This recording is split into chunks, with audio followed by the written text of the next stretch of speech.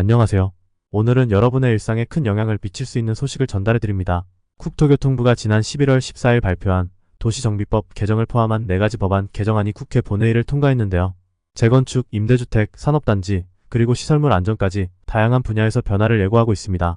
재건축 절차가 간소화되면서 오래된 아파트의 재건축 속도가 빨라질 것으로 보이지만 그 과정에서 부작용이 없을지는 좀 더 지켜봐야 할 문제입니다.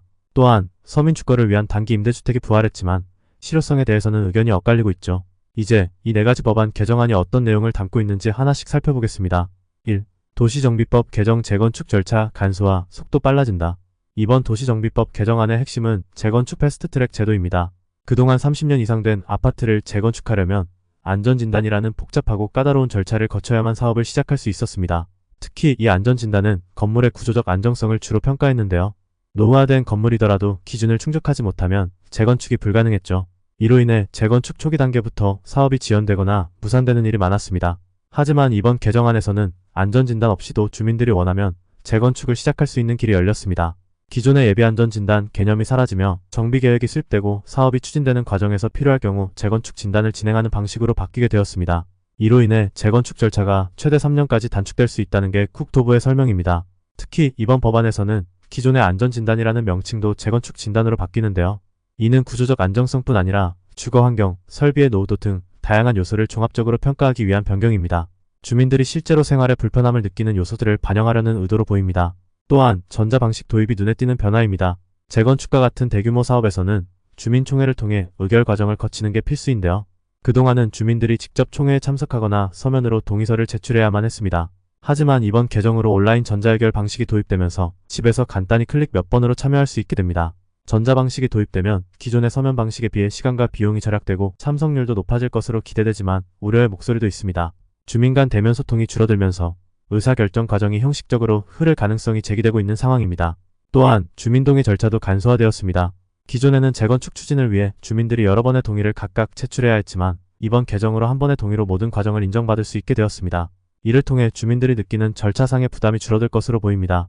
다만 이처럼 절차를 간소화하고 속도를 높이는 방향이 실제로 주민들의 의견을 충분히 반영하면서 진행될 수 있을지는 시행 이후 확인해야 할 문제입니다. 안전진단 생략과 간소화가 재건축 속도를 높일 수는 있겠지만 안전성에 대한 우려가 있는 만큼 향후 제도의 운영 방식이 중요할 것으로 보입니다.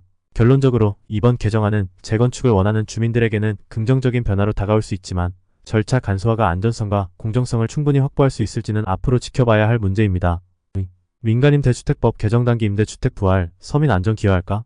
두 번째는 민간임대주택법 개정안입니다. 이번 개정의 핵심은 비아파트형 6년 단기임대 유형의 부활입니다. 단기임대는 2020년에 폐지된 제도였는데요. 당시에는 단기임대가 임차인 보호를 충분히 하지 못한다는 지적이 있었습니다. 하지만 이번 개정안은 다시 도입하면서 임대 의무 기간을 기존 4년에서 6년으로 늘렸습니다. 국토부는 이 제도가 서민 주거 안정에 기여할 것이라고 보고 있지만 일부 전문가들은 단기임대가 임대인의 세제 혜택 중심으로 운영될 가능성이 있다는 우려를 제기하고 있습니다. 특히 비아파트 단기임대가 실질적으로 서민들에게 얼마나 도움이 될지는 지켜봐야 할 문제입니다. 또 하나 주목할 점은 악성 임대인에 대한 규제가 강화됐다는 겁니다.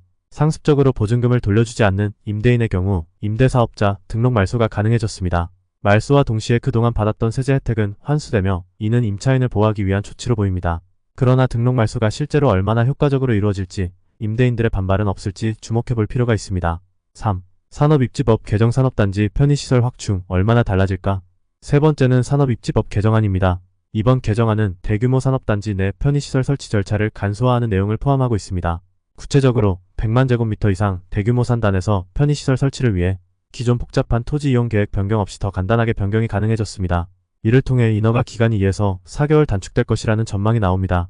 또한 산단 내의 직장 어린이집이나 보육시설 같은 근로자 편의시설이 확대될 예정입니다. 이는 산업단지에서 일과 가정의 양립을 돕기 위한 조치로 보이는데요.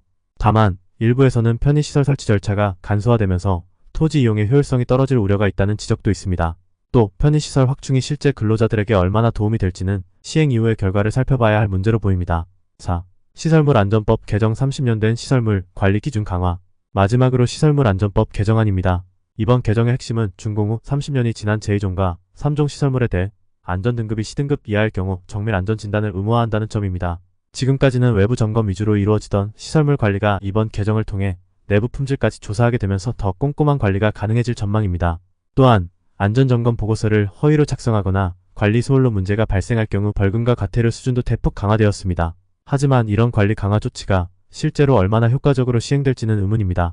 시설물 관리 주체가 진단 비용을 부담해야 하는데 이 부담이 시설 유지 보수에 부정적인 영향을 미칠 가능성도 있기 때문입니다.